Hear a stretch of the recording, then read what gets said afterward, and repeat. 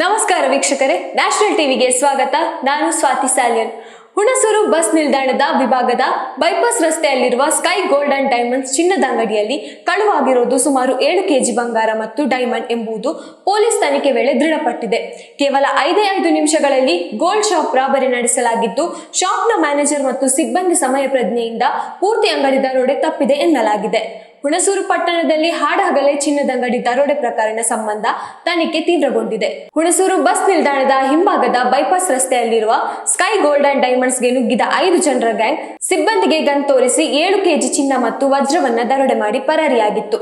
ಆರೋಪಿಗಳ ಪತ್ತೆಗೆ ಮೈಸೂರು ಎಸ್ಪಿ 5 ತಂಡ ರಚಿಸಿದ್ದು, ಗ್ಯಾಂಗ್ಗೆ ಕಾಕಿ ಬಲೆ ಬೀಸಿದೆ. ಕೇವಲ 5 ನಿಮಿಷಗಳಲ್ಲಿ ಗೋಲ್ಡ್ ಶಾಪ್ ರಾಬರಿ ನಡೆಸಲಾಗಿದ್ದು, ಕೆಜಿಗಟ್ಟಲೆ ಚಿನ್ನ ಕದ್ದು ಚಾಲಾಕಿಗಳು ಪರಾರಿಯಾಗಿದ್ದಾರೆ.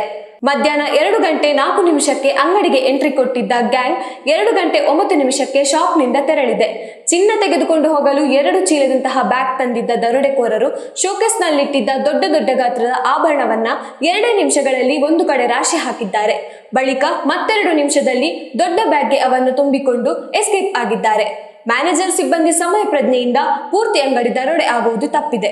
ಮಡಿಕೇರಿ, ವಿರಾಜಪೇಟೆ, ನೆಲಮಂಗಲ, ಕೇರಳ ಮತ್ತು ಯುಎಇಯಲ್ಲಿ ಚಿನ್ನದ ಅಂಗಡಿಯ ಬ್ರಾಂಚ್ ಇದ್ದು, ಇವುಗಳೆಲ್ಲದರ ಸಿಸಿ ಕ್ಯಾಮೆರಾ ವಿಡಿಯೋ ಕೇರಳದ ಕೇಂದ್ರ ಕಚೇರಿಯಲ್ಲಿ ಲಭ್ಯವಿದೆ.